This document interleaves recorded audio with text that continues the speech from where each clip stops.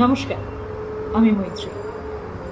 সাধারণত Facebook live নিয়ে আপনাদের কাছে আসি, কিন্তু আজ একটু অন্যরকমভাবে এসেছি। তার একটা অবশ্য কারণ আছে।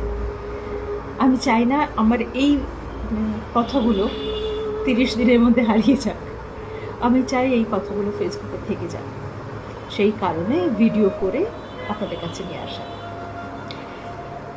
দেখুন, আমরা যারা সকলেই কোনো না কোনো শিল্প মাধ্যমের সঙ্গে যুক্ত থাকি, আমরা সেই কাজ করি, সেই সৃষ্টিমূলক কাজটাকে আপনাদের কাছে নিয়ে আসি শুধু আপনাদের ভালো লাগার জন্য। আমরা চাই যাতে আপনাদের ভালো লাগে, এবং এটা যখন নিয়ে আসি আমরা এটা জেনেই নিয়ে আসি যে কাজের সমালোচনা গঠনমূলকও হতে পারে, নিন্দামূলকও হতে পারে।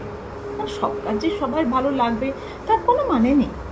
সমালোচনা হতেই পারে, আর সমালোচনা সবসময় স্বাস্থ্যকর।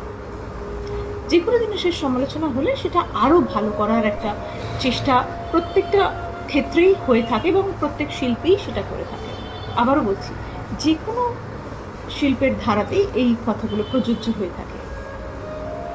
আমরাও যেহেতু শিল্পের একটা ধারাতে আছি, তো আমরাও এই কথাগুলো মাথায় রেখেই চলি যে যে কোনো কাজ কিন্তু সমালোচিত অবশ্যই হবে, এবং সেটা ভালো মন্দ দুরকমই হতে পারে, এবং দুটোই আমরা আনন্দের সঙ্গে গ্রহণ করি।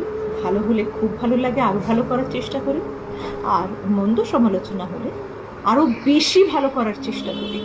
এইটুকুনি পার্থক্য হয়। কিন্তু কোথাও একটা মনে হয় এই সমালোচনাটা কাজের হলেই ভালো, কাজের বাইরে নয়, ব্যক্তিগত নয়। কাজের সমালোচনার মোড়কে ব্যক্তি আক্রমণটা বোধহয় খুব একটা স্বাস্থ্যকর লক্ষণ নয়।